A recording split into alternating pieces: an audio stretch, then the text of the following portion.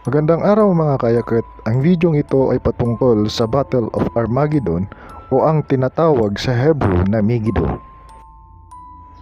Marahil ang iba ay hindi pa alam ang patungkol dito at ang iba ay matagal nang alam ito. Ngunit ano nga ba ang tinatawag na Battle of Armageddon? Kailan ba ito mangyayari? Ito ay ating tatalakayin sa videong ito. Pero bago ang lahat, maaaring